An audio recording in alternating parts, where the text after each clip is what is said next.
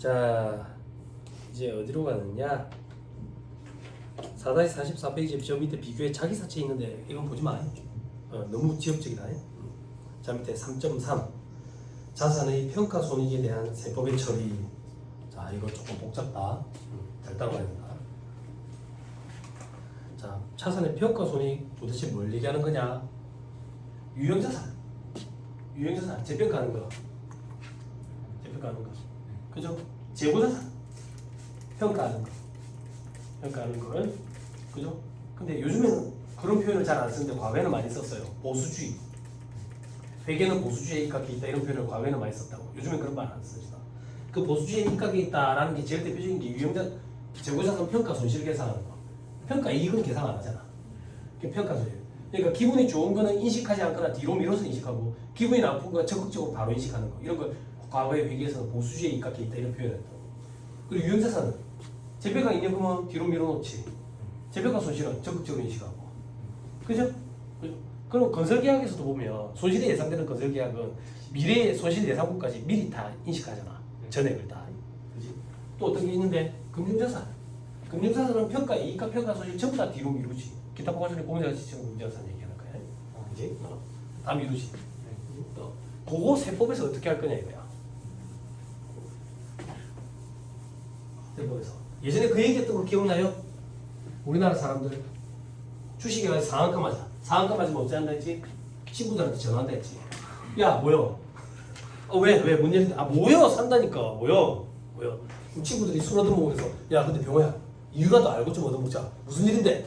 야 나 오늘 상한가 맞았다. 그럼 친구들이 와 축하한다 이래갖고 집에 와서 좀 멈춰놨어요. 내일 하한가 맞을 텐데 이렇게. 그게 세법의 입장이에요. 실현이 안 됐다 그 얘기라고. 그래서 인정을 안 해줘. 그러면 인정을 안 해준다는 얘기는 미실현 이익이든 미실현 손실이든 다 인정이 안 된다 그 얘기야. 됐죠? 요게 일단 원칙이야. 원칙. 자 다음 페이지 예외. 평가 이익을 입금으로 인정하는 경우. 보호법, 기타 법률에 따른 유무형자산의 평가 증, 평가 이익. 됐나요? 자 요거는 세법에서 인정한다 그 얘기예요. 왜? 법에 따른 평가 증이래.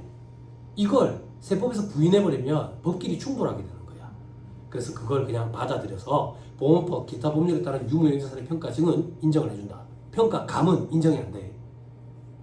그리고 법에 따른 평가증이라 했지 재평가 회계 처리에 따른 재평가 인정금이라고 얘기한 적 없어. 그런 건 안 돼. 그런 건 세법에서 전부 다 임의 평가적으로 봐가지고 다 부인된다고. 됐나요? 자 밑에 사례 있는데 아까 했던 거니까 넘어갈게요. 자 밑에 반가로 2번 평가 손실을 송금으로 인정하는 경우도 있죠. 그죠? 자 유형자산부터 봐보자. 자 이게 여러분 저를 봐봐. 유형자산 파트 가면 요게 또 있어. 재고자산 파트 가면 요게 또 있어. 유가증권 파트 가면 요게 또 있어. 요번에는 반대로 지금 여기서 하나씩 해보자. 거기 가서 한 번 더 확인해보고. 작년에는 요거 건너뛰어가지고 그 파트에서 했어. 2번 하자. 2번 중요하니까. 자 유형자산부터 하자. 원칙은 원가평가가 되어 있죠. 원가평가 이게 뭐냐면 원가 모형과 재평가 모형이 있잖아.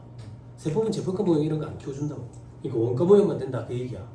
그런데 평가 손실을 계상해도 송금으로 인정해주는 특례가 있어. 어떤 경우인데 천재지변, 화재, 법령에 의한 수용, 채굴예진의 체진으로 인한 폐광으로 계상한 평가 손실. 됐나요? 요런 사유로 평가 손실을 계상하면 세법에서도 송금으로 인정해준대. 그럼 다시 회계 처리에서 배운 재평가 모형을 활용한 재평가 손실 세법에서 인정 안 돼. 회계에서 공부한 손상차손 세법에서 인정 안 돼. 됐죠? 됐죠? 오케이. 자, 그 다음 재고자산. 원칙, 원가법과 저가법 중 선택되어 있죠. 그죠? 이건 뭔 얘기인 것 같아? 저가법 들어봤죠? 그죠? 저가평가 그거 얘기하는 거야. 원가법은 뭔데? 개별법, 선입선출법, 구입선출법, 평균법, 그리고 매출가격 환원법 이런 것들을 원가법이라고 해요. 그 원가법이 하나가 아니라 회계에서 얘기하는 거 다라고. 그리고 국제기준은 후입선출 청산 문제 때문에 후입선출법 인정 안 하지만 세법은 일반 기업 회계 기준까지 다 아우르는 개념이기 때문에 후입선출법 인정을 해. 됐죠? 방금 얘기했던 거 써야 되나요? 저 뒤에 재고생산 파트 가면 나와. 거기서 줄 치면 돼. 줄 치면 돼. 그러니까 지금은 맛만 보자. 맛만. 그래서 지금 하고 싶은 얘기는 뭐냐면 회계에서 저가평가를 하고 싶으면 저가법을 선택하면 된다 그 얘기야. 그러면 세법도 인정해 주겠다 그 얘기야. 근데 오른쪽에 평가 손실을 송금으로 인정하는 특례 이건 뭐냐면 회계 처리할 때 너가 원가법을 선택해 놔놓고 평가 손실을 계산했다 그 얘기야. 그럼 세법에서는 인정을 안 해줘. 그런데 이런 사유에 해당하면 인정이 된다 그 얘기야. 어떤 거? 파손이나 부패 등 외관상 객관적인 사유가 명백한 경우 이 경우에는 평가 손실을 계산하면 인정을 해주겠대. 됐나요? 그러면 회계에서 유행의 기업 같은 거로 평가 손실 계산하는 거 이런 건 안 된다 그 얘기야. 됐나요? 됐죠? 오케이. 자, 그다음 유가증권. 유가증권 원가법만 인정돼 있죠? 그죠? 유가증권 법인세법상 유가증권의 평가 방법 원칙이 총평균법이야. 총평균법. 원칙이.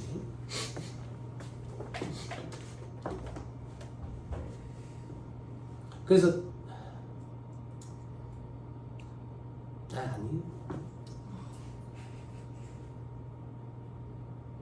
좀 어려운 얘기인데 해외 주식 같은 거 하면 그 사이트에서 내가 주식을 사고 팔고 한 자료를 준다고. 그걸 가지고 우리가 종소세 신고를 해야 되는데 증권회사마다 조금씩 달라. 평균을 쳐가지고 평균법으로 처분 이익을 계산해 주는 데가 있고 선입선출법으로 평균 처분 이익을 계산해 주는 데가 있는데 세법의 입장은 총평균법이거든. 만약에 선입선출법으로 손익을 계산을 해주면 주가가 지속적으로 상승한다고 보면 이익이 많이 과대 계산이 돼. 예, 그럴 때는 세무사한테 돈 주고 찾아가서 해달라 해야 돼. 뭐네. 됐죠? 그 정도 얘기합시다. 그러니까 돈 안 내고 싶으면 여러분들이 세무사가 되면 돼. 직접 할 수 있잖아. 그죠? 일반인들을 무시한다는 얘기가 아니라 뭐네. 구세청 홈택스가 되게 잘 돼 있다는데 뭐네. 구세청 홈택스가 되게 잘 돼 있다는 얘기는 현직 세무사들이 볼 때 얘기야. 일반인들이 보면 뭐 하자는 거지. 저장 다음을 누르는데 다음을 안 넣어가? 거기서 멈춰. 오류가 떠가지고 다음을 안 넣어. 어려워. 회계 사무실 여직원들도 홈택스로 씹어 보내. 그 정도로 어렵다고. 근데 많이 개선되긴 했지. 버그도 많고. 자, 유가증권 원가법만 인정이 된다. 투자회사, 보험회사는 예외에 있다는데 저 뒤에 가면 할 거고. 다음의 경우에 계산한 평가 손실 1,000원은 제외, 1,000원은 비만 금액으로 남겨두는 거지. 그래서 주식을 발행한 법인이 파산했대. 그게 무슨 말인데 내가 A라는 회사의 주식을 갖고 있는데 그 A 회사가 파산했다 그 얘기야. 그럼 내가 갖고 있는 주식은 쓰레기 조각이 됐잖아. 그때 평가 손실 계산하면 인정된다 그 얘기야. 다만 1,000원 남겨두고 1,000만 원치다 그러면 999만 9천 원. 됐죠? 자, 그 다음 동그라미 2번. 주식을 발행한 법인이 부도 발생했다. 회생이익 인가결정을 받았다. 부실 증후기업이 됐다. 이런 회사의 특징이 뭔데? 뭔 말인지 잘 모르겠지만 곧 망할 것 같은 회사들이야. 내일도 아닌데 눈물이 막 난다고. 이런 회사들이 상장법인이래. 그러면 평가 손실 계산하면 인정이 되고 상장이 아니면 나랑 특수관계가 없어야 돼. 그때 특수관계 있는지 여부는 다음 페이지. 별표지 3번. 5% 이하 소유하면서 엔드의 요건이야. 그리고 취득하기 10억 원 이하. 그러면 특수관계가 없는 걸로 봐. 봐봐. 학교 졸업한 지 오래되신 분들. 봐봐. 5% 이하 소유하면서 취득가액 10억 이하. 여기. 교집합. 엔드. 합집합. 5와. 칫솔 말고 5와. 법 종류를 잘 파악해야 돼. 엔드의 요건이라고요. 엔드 요건. 오케이. 그 정도만 해도 충분합니다. 지금은. 뒤에 가면 한 번 더 반복할 겁니다. 그 정도로 중요해요. 여기서 제일 중요한 게 뭔데? 다음 페이지 맨 옆 별표시 1번. 송금 인정 받으려면 평가 손실을 반드시 감액 사유가 발생하는 사업연도에 결산세, 손실 또는 비용으로 계상해야 하는 특별한 결산 조정 사항이라. 이게 굉장히 중요한 말이에요. 자, 우리 어제 결산 조정 사항에 대해서 공부했지. 결산 조정 특징은 손익의 기속 시기를 우리가 임의로 조절할 수 있었다고. 올해 손실로 계상하면 올해 손금으로 인정받고 내년에 손비로 계상하면 내년에 손금으로 인정받는데 이거는 그렇게 하면 안 된다 그 얘기예요. 결산 조정 사항이 맞기는 맞는데 감액 사유가 발생한 사업연도의 계상을 꼭 해야지 인정받을 수 있대. 그래서 특별한 결산 조정 사항이다 이런 표현을 해. 됐나요?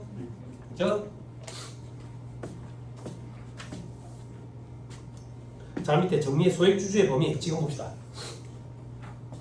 우리 나중에 특수관계인 특수관계 이런 표현이 자꾸 나오거든. 특수관계가 어떤 표현이냐면 같이 짜고 치는 고스톱을 칠 수 있는 거. 어떤 게 특수관계가 있는 건데 우리 회사의 임직원들은 다 같이 먹고 살잖아. 다 특수관계가 있어. 이런 걸 특수관계가 있다고 해. 그래서 나중에 부당행위 계산 부인의 파트에 가면 특수관계인들 사이에 부당한 행위를 할까봐 그런 거에 대해서 규정해 놓은 법이 있다고. 그러면 특수관계는 어디까지 특수관계로 볼 거냐 이거야. 그거는 국세기본법에서 규정하고 있는데 법인세법, 소득세법에서 조금씩 차이점이 있긴 해. 차이점이 있긴 한데 일반적으로 주주인 경우에는 1% 미만 보유주주는 특수관계가 없는 걸로 봐. 칠판. 조교수님 도와줘요. 조교수님 1% 미만이면 이 동글뱅이 속에 색깔이 들어가야 돼? 안 들어가야 돼? 안 들어가야지. 1% 미만 보유주주는 특수관계가 없다고. 그러면 1% 미만이 아닌 건 어떻게 돼? 동글뱅이 속에 색깔이 들어가겠지. 이걸 뭐라고 해? 이상. 이건 특수관계가 있어. 일반적으로 1% 이상 보유주주를 대주주라고 얘기해. 됐죠? 자, 요 정도까지만. 방금 표현 왜 봤는데 특수관계 있는지 여부 판단할 때 소액주주의 범위는 1% 미만 보유주주인데 방금 우리가 봤던 건 5% and 10억 원. 요게 좀 독특해서 본 거야. 됐죠? 됐나요? 넘어갑니다. 447페이지. 자산수준이니까 채용면직.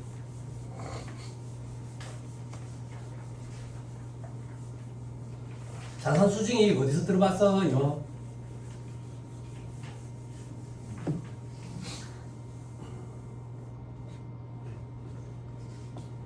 유형자산.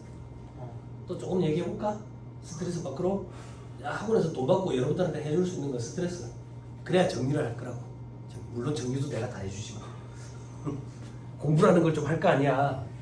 자, 유형자산, 토지, 건물 뭐든 상관없어. 그냥 유형자산 이렇게 표현할게. 생소하실 수도 있지만 최초 취득했다고. 자, 이 최초 취득원가 어떻게 계산해요? 시까지 지급한 거. 자, 최초 취득원가 어떻게 계산해요? 유형자산 최초 취득원가. 취득 시작부터 취득 완료일까지 지급한 모든. 자, 최초 취득원가 어떻게 인식해요? 뭐의 공정가치? 지급한 데까지. 제공한 대가의 공정가치지. 네.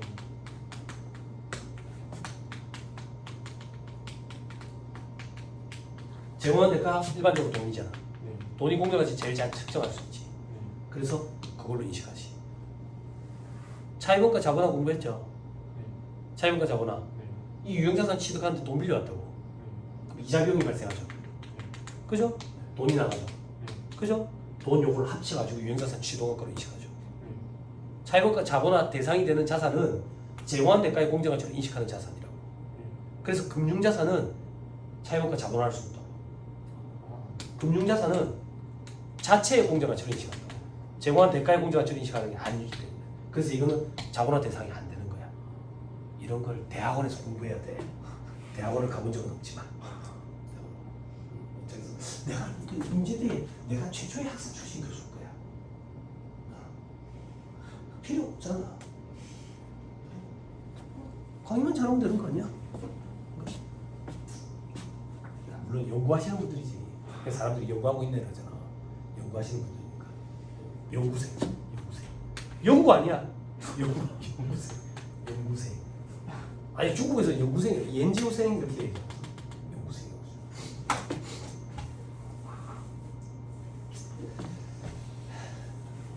조교쌤은 어떤 거 연구해보고 싶어요? 토목공학이 아니라면서 전공이.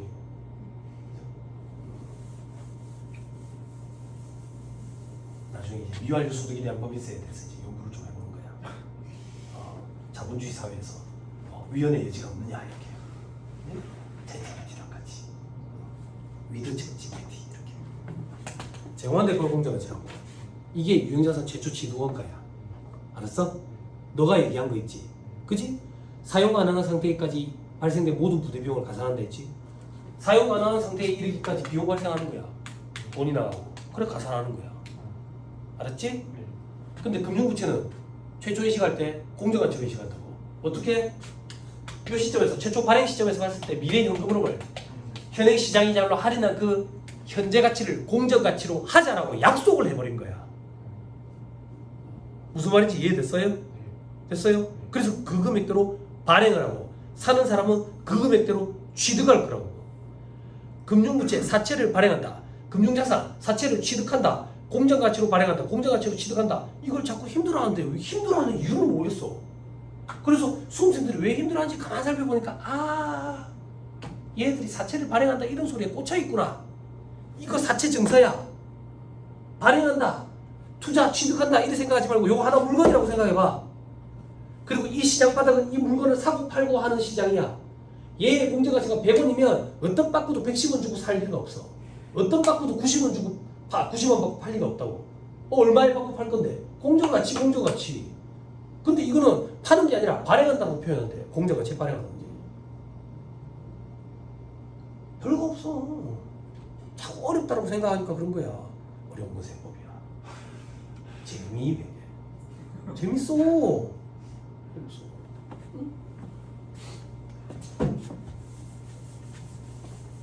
재판 계속 보세요.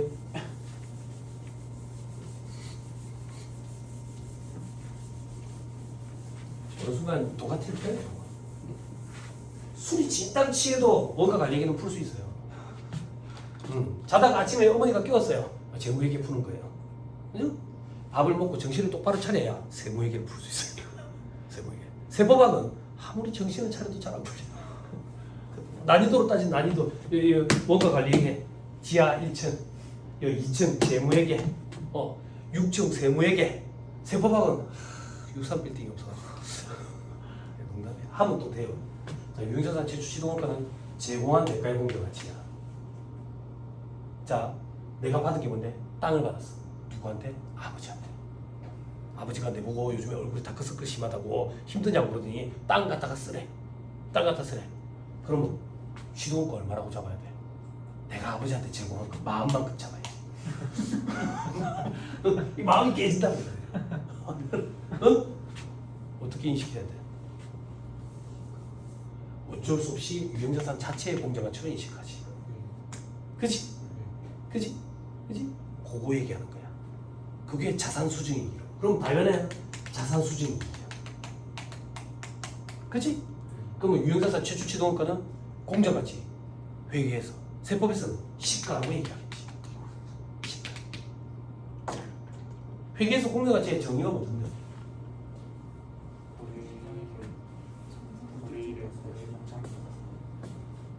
그게 빠졌어. 합리적인 의사결정이 가능한 사람들이 모인 시장에서 거래되는 그 시장 가격을 얘기한다고. 그러니까 여기에는 빠꾸, 영구, 맹구는 없다는 얘기야. 그리고 정상 가격이라고. 정상 가격이라는 얘기는 급해서 파는 게 아니라는 얘기야. 그때 그 시장 가격을 공정가치라고 얘기하고 공정가치에 순위가 또 있는 거지. 그 순위는 여러분들 공부하라. 나는 싫어. 난 예전에 공정가치 기준서는 강의도 안 했어. 시험에 안 나올 거라고. 근데 최근에 몇 년 사이에 좀 나오더라고. 자, 이제 세법은 시가라고. 세법에서 말하는 시가는 뭔데? 시가는 활성화된 그 시장에서 급하지 않고 정상 가격에 거래되는 그 시장 가격. 제3자와의 거래에서. 특수관계가 없어야 돼. 나랑 신동생이랑 거래할 때 제대로 된 가격에 거래를 할까? 그 얘기지. 특수관계 없는 제3자와의 거래에서 거래되는 그 정상 가격. 그걸 시가라고 얘기한다고. 그럼 세법에는 공정가치라는 표현이 없어. 그럼 세법에 공정가치라는 말을 하면 무식한 거야. 정했어. 애정남이라서 애매한 거 정해준댔지. 세법 시간에 공정가치 이런 표현하면 무식한 사람 되는 거야. 됐죠? 자, 그래서 자산 수증이 자산은 입금으로 처리하고 요 금액은 시가로 계상을 한다. 채무 면제이익은 뭔지 알죠? 빚을 안 갚아도 된대. 그게 채무 면제이익. 됐나요? 밑에 별표시 2번 시가 체크하고.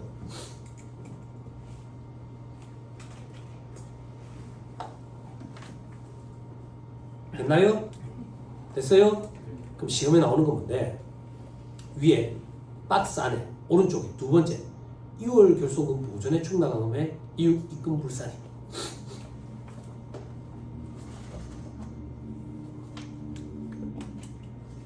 자, 이걸 이해하려면 손가락 잠깐만 끼고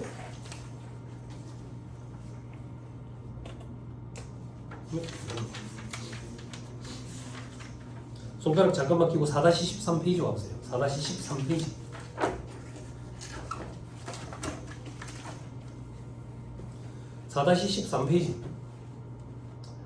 자, 왼쪽으로 내려올게요. 2번에 과세 표준의 계산 찾았어요? 오른쪽에 2월 교수금 찾았어요? 그 옆에 점선 화살표가 뭐라고 돼 있어요? 15년 이내에 발생한 세법상 2월 교수금 이렇게 돼 있죠? 그죠? 이제 칠판 보세요.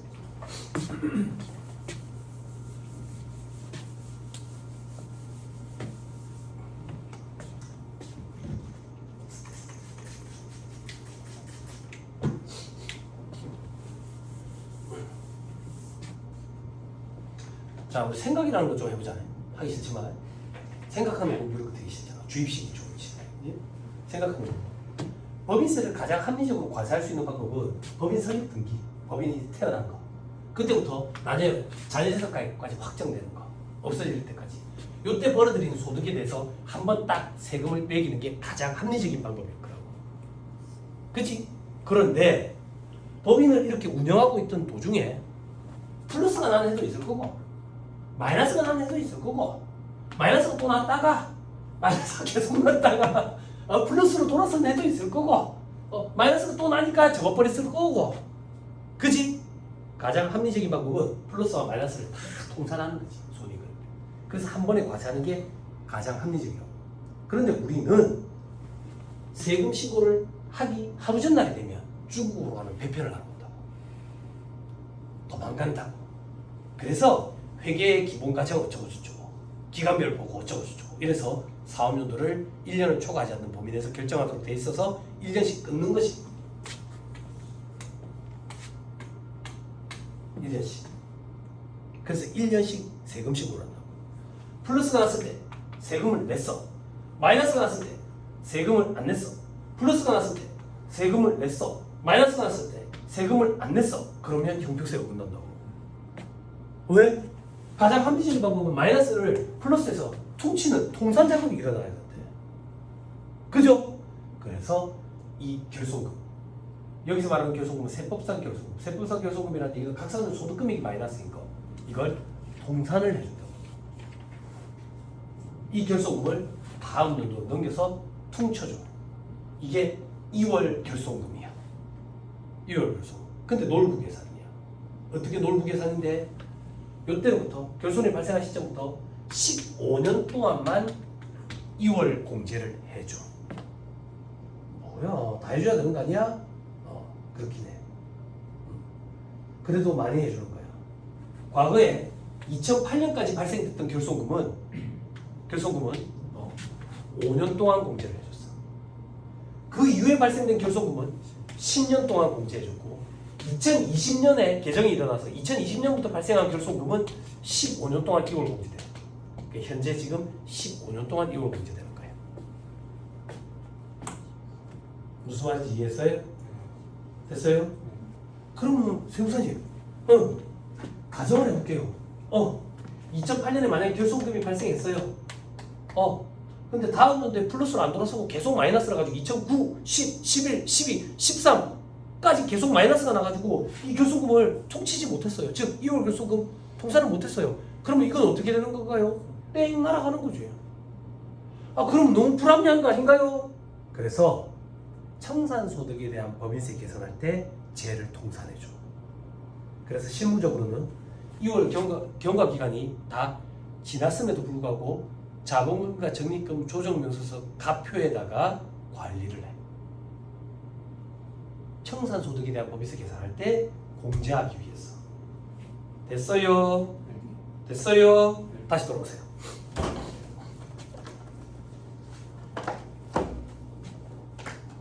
자, 그러면 2월 결손금 보전에 충당한 금액은 임금 불산이 받는다 했지. 즉 자산 수증이니까 채무 면제이익은 만약에 2월 결손금 있으면 거기서 통참을 할 수 있대. 그게 무슨 말이야? 제발. 자산 수증이 채무 면제이익. 세법의 입장은 얘들 입금이라니까. 입금이라는 얘기는 올해 과세수도를 증가시키겠네. 그럼 세부담이 증가되겠네. 근데 결손금이 과거에 있었대. 그럼 그 결손금 보전에 이걸 충당할 수 있다고. 충당하면 입금 불산입이라는 세무 조정을 해. 만약에 자산 수준이 100원이었다. 2월 결손금 보전에 충당했다. 그러면 입금 불산이 100원 기타 이렇게 한다고. 기타. 그럼 봐봐. 결산서상 당기순이익에는 100원 저게 들어가 있거든. 근데 세무 조정에서 100원을 빼니까 효과가 상쇄되지. 요렇게 해주겠다 그 얘기야. 이걸 6월 결손금 보전에 충당했다라고 얘기하는 거야. 여기까지 됐어요? 그런데 이 6월 결손금에 충당을 할 때 2월 결손금은 발생연도에 제한이 있다. 발생연도에 제한이 있다라는 건 이걸 얘기하는 거야. 근데 책을 봐봐. 발생연도에 제한이 없어. 됐어요? 됐어요? 없나? 저 밑에 주 있잖아. 주에 동그라미 1번. 발생연도 제한이 없다. 됐나요? 자, 그럼 가정할게. 2008년에 결손이 100원이 있었어. 올해는 2025년이야. 2025년에 자산 수준이 100원이 있다고. 이걸 여기에 퉁칠 수 있다. 그 얘기야. 됐나요? 그걸 발생연도에 제한이 없는 2월 결손금을 보전해준다라고 얘기하는 거야. 그럼 반대로 발생연도에 제한이 있는 건 요거야. 5년 동안 해주는 거. 10년 동안 해주는 거. 15년 동안 해주는 거. 됐어요? 그런 설명도 없이 다짜고짜 발생연도에 제한이 있다 없다 이러니까 수험생들 입장에서 무슨 소리 하는 거야 싶은 거야. 그래서 책 읽어주는 남자가 화 안 내고 책을 읽어줬다고. 화난 거 아니라고. 우리 다 부산이잖아.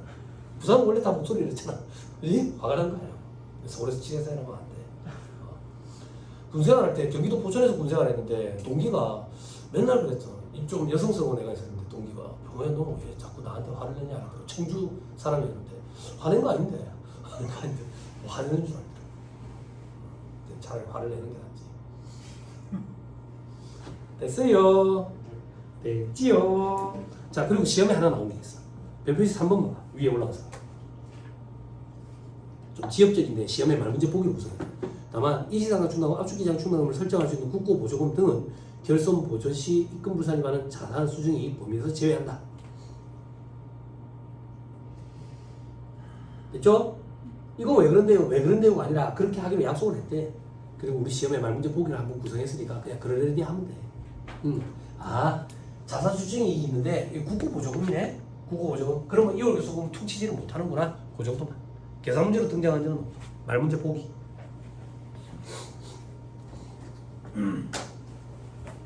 됐나요? 저 밑에 정리 봐봐. 정리에 자산 수증이 채무 면제익으로 보전에 충당 가능한 2월 결손금은 발생연도 제한이 없다 되어 있지. 그 밑에 과표 계산 시 공제하는 2월 결손금은 요거 얘기하는 거야. 15년. 자, 그 밑에 더 중요한 말이 있어. 괄호에가 뭐라고 돼 있어? 강제 공제야. 선택할 수 있는 거 아니야. 자, 이게 무슨 말인데? 칠판. X1년도에 플러스 100원, X2년도에 마이너스 100원, X3년도에 플러스 180원.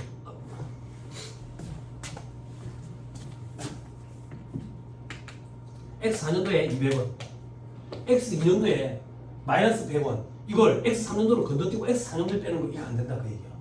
무조건 X3년도에 빼. 강제공제야. 강제공제. 근데 방금 자산 수준이나 채무 면제 이거 발생연도에 제한이 없는 2월 결손금을 퉁칠 수 있다 했잖아. 요건 선택 가능해. 선택 가능하다는 얘기는 여기에 100원을 퉁쳐도 되고 안 쳐도 되고 70원만 퉁쳐도 되고 50원만 퉁쳐도 되고 선택이야. 됐죠? 됐죠? 이거 생각보다 현업에서 이런 사고가 빈번하게 터지더라. 여직원들이 어줍디게 알아가지고 일반 기업체에서도. 그래서 외부 조정 업체 수임했는데 나는 요때 수임했는데 요때 이걸 안 했더라. 그래서 연락을 했더니 그 회계팀장이 부장인데 세무사님 그 걱정하지 마세요. 알고 있습니다. 알고 있습니다. 그래서 당장 저희가 필요가 없어가지고 놔두고 있습니다. 부장님 회계팀에 얼마나 계셨어요? 18년. 근데 무슨 말 같지 않은 소리를 하고 있어요. 안타깝더라고. 이렇게 얘기했어. 그럼 답변이 어떻게 돌아오는지 알아? 예전 세무사님은 아무 얘기 안 하시던데요. 어떡하지? 나의 이름은 예전이 아니라 내 이름은 장병호. 내 이름은 예전이 아니라 장병호라고. 내가 알 바 아니라고. 그래서 이 답변이 어떻게 돌아오는지 알아? 그냥 넘어가 주시면 안 될까요? 넘어가 주시면 안 될까요? 이걸 뺀다고 생각해봐. 이게 10억이라고 생각해봐. 세율공한 20% 있다고 생각해봐. 그럼 얼마나 세금 돌려받아? 2억. 그지? 인사국가의 영향미치가 맞는 거다. 그럼 그때부터 어떻게 해야 되는데? 필담을 나눠야 돼. 그래 네이트온을 해야 돼. 카카오톡도 해야 되고. 필담으로 나는 이걸 확인시켜줬다. 이렇게. 나중에 연락이 온 거야. 어떤 연락? 담당 세무공무원이랑 통화했다고. 예, 그러세요? 없는 걸로 하기로 했습니다. 그게 무슨 말입니까?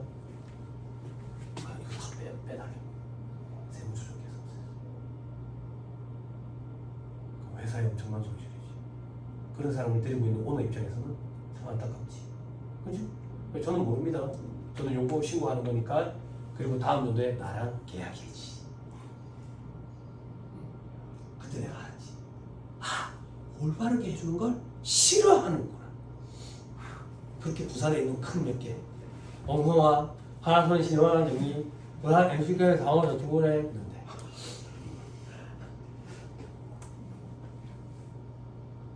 그럴 때 회의감이 좀 들지. 그렇지만 괜찮아. 힘들지만 죽지는 않아.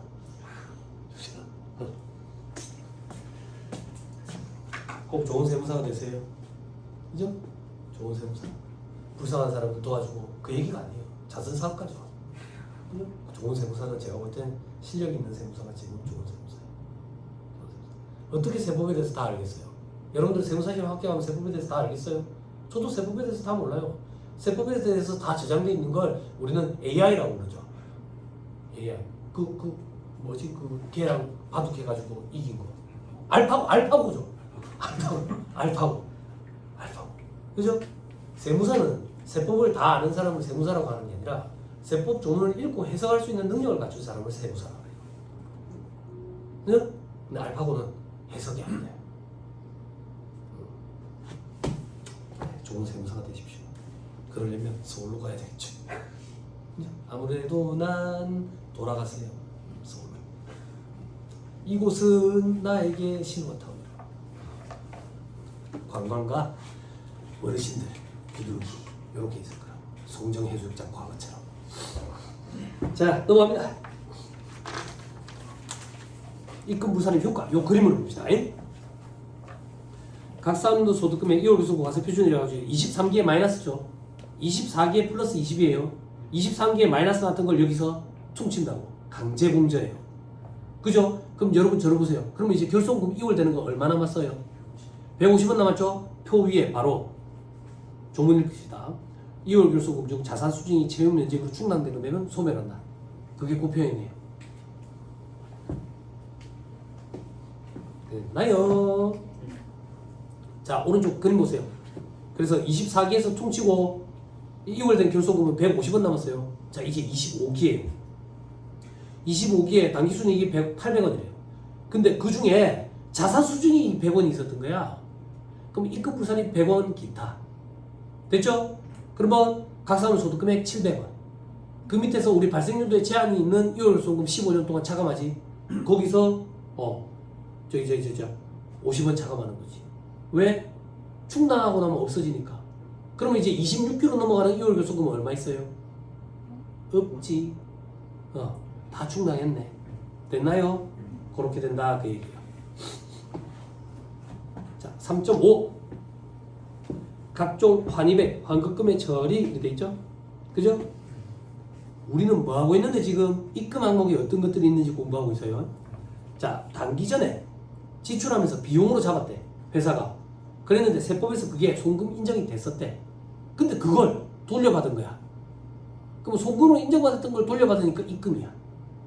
근데 단기 전에 지출할 때 송금으로 인정을 못 받았대. 그걸 돌려받는데 그럼 입금 부산입이에요. 안 어렵죠? 그죠? 제일 대표적인 게 어떤 건데? 재산세. 재산세는 보유세인데 6월 1일자로 보유하고 있는 재산에 대해서 매기는 건데 제일 대표적인 송금 항목이야. 근데 재산세를 잘못 내가지고 돌려받은 거야. 그럼 입금이요. 됐죠? 자, 송금불산입 항목 제일 대표적인 게 뭔데? 법인세. 법인세. 법인세는 왜 송금불산입인데? 나중에 공부할 건데 지금 잠깐만 맛 보여주면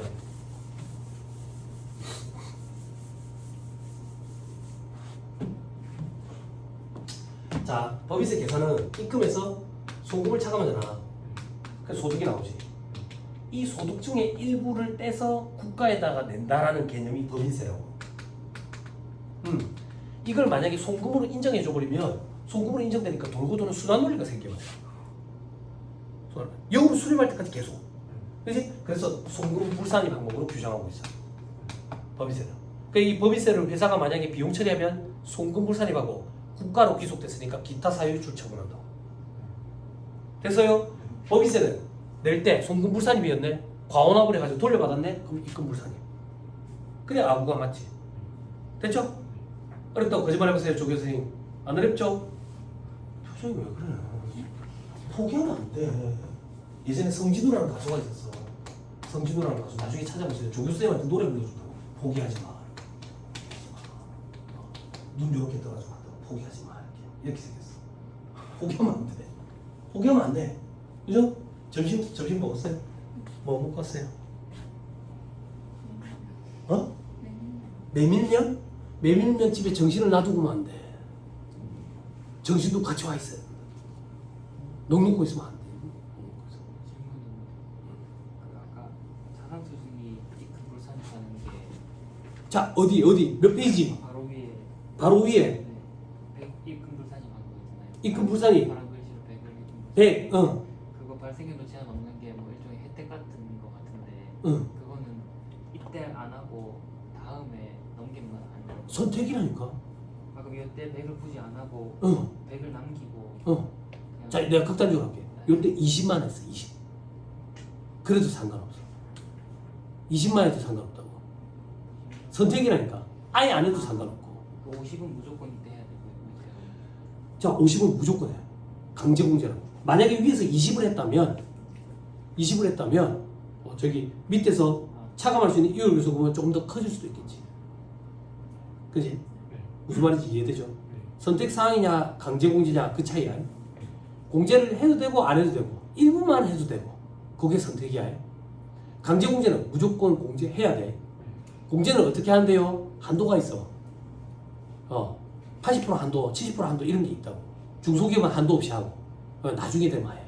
지금 단계에서는 강제라는 거 그걸 기억해야 돼. 됐죠? 현업에서도 저렇게 사고가 터진다고. 사고가. 그때 결소금 3천만 원 있었거든. 20% 구간에 있으면 이제 600만 원 세금이라고. 돌려받을 수 있는데 그렇게 하더라고. 못 참겠어. 그런 사람 빨리 정리해야 돼. 아 그렇잖아. 그렇다고 내가 한번 대표님한테 전화를 해가지고 정리하세요. 나도 바빠. 그렇게까지 하긴 힘들지. 여러분들은 그런 세무사가 되지 마세요. 돈을 받았을 거 아니에요. 저렇게 해요. 자 밑에 별표시 1번. 세금 환급 시 받는 환급금 이자. 자 이건 어떤 거냐면 과오납이라고 해요. 과오납. 과오납이 뭐냐면 잘못해서 많이 냈다 그 얘기야. 잘못해서 많이 냈다. 과오납이 이루어지면 돌려받겠지. 돌려받을 때까지 내 돈이 묶여 있었잖아. 그래서 이자를 붙여줘. 국세 과오납했을 때 돌려받는 거는 국세 환급 가산금.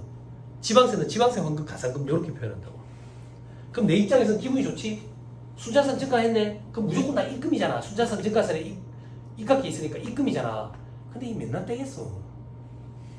안 그래? 여기까지 맨날 때도 안 왔는데 입금으로 봐가지고 세금을 매기고 머리 아프다 이거야. 그래서 이거는 조세정책적인 차원에서 그냥 입금 불산입 항목으로 규정하고 있어. 그냥 입금 불산입이야. 됐나요? 됐죠? 그 밑에 세부사항 보지 마세요. 대충 할 때예요. 넘어갑니다. 3.6 3.6까지만 하고 집에 갈까? 3.6 독특한 규칙이에요.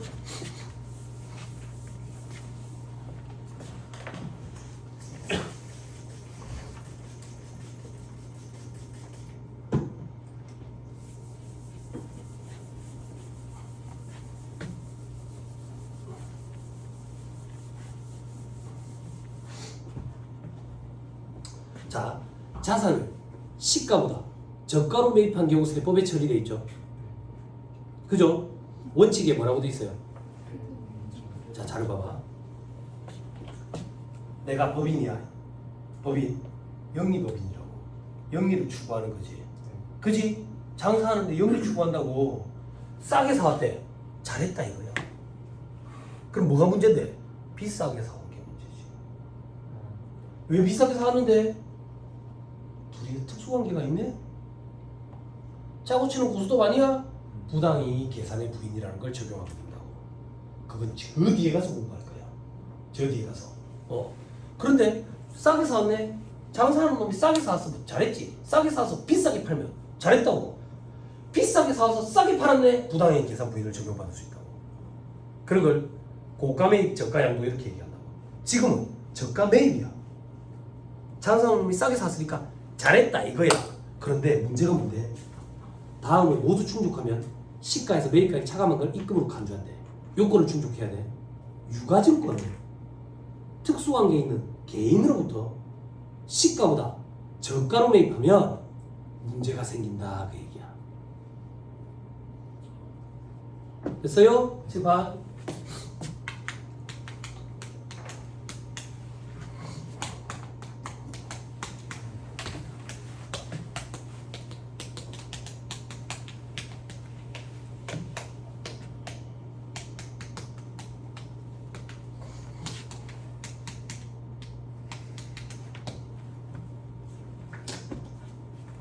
잠깐 봐봐. 한 번만 딱 할게요.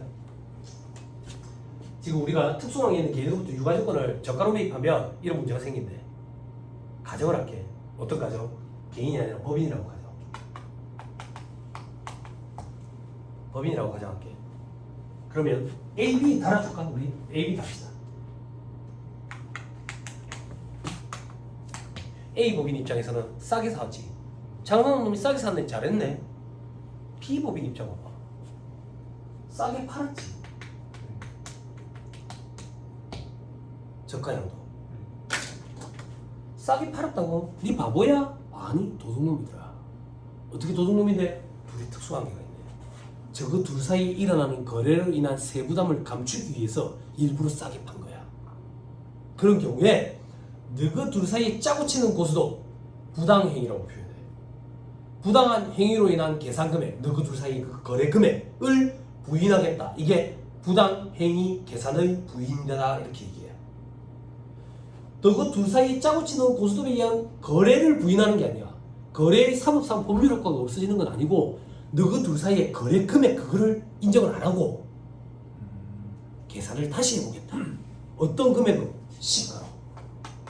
시가로 다시 계산했을 때 너그 둘 사이에 일어나는 세부담 문제를 재계산하겠다. 그래서 소득금액의 재계산 이렇게도 표현해. 부재로. 보고 갑시다 여러분. 책 있으니까. 4-259페이지.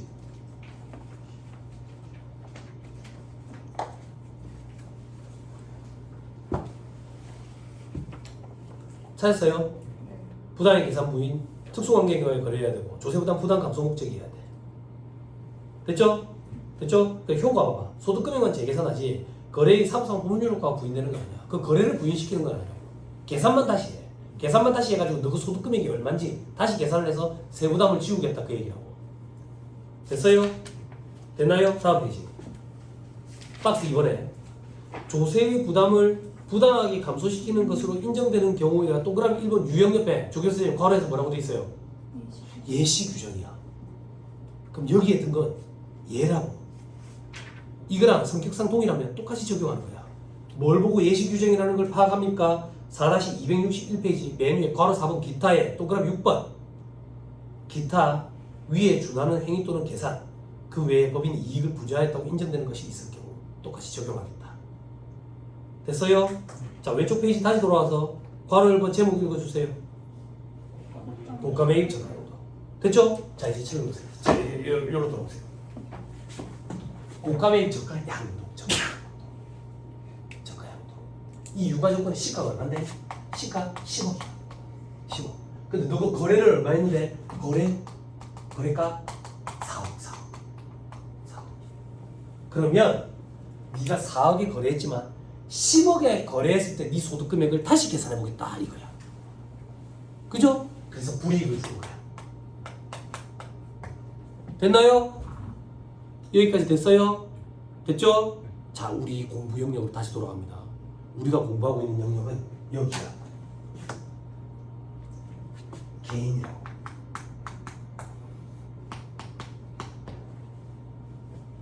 개인. 그러면 이 개인이 저가 양도를 했어. 저가 양도를 해서 그러면 부당이익 계산 부인을 적용해야지.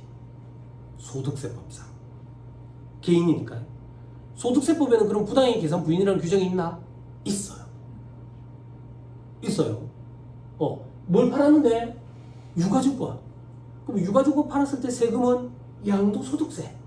양도소득세에 부당이익 계산 부인 규정이 있나? 있어요. 있어요. 그런데 유가증권을 팔았을 때 양도소득세 과세 대상이 되려면 대주주 양도분, 장외시장 거래분, 그리고 비상장 주식이어야 돼. 거기에 해당이 안 된대. 해당이 안 된대. 거기에 해당이 안 된다는 얘기는 이 개인이 유가증권 판 거에 대한 거는 과세가 안 돼. 과세가 안 되기 때문에 얘한테 불이익을 줄 수가 없어. 제재를 가할 수가 없다고.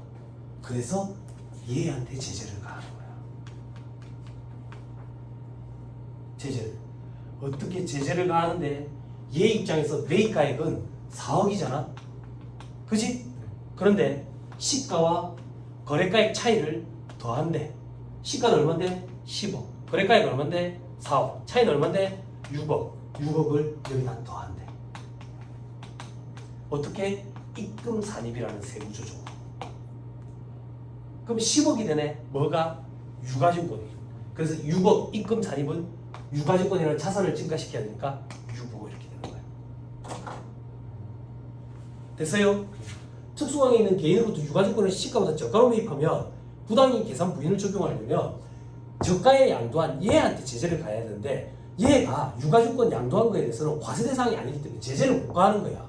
그래서 얘한테 제재를 가하면서 이런 거래가 없도록 만드는 거지.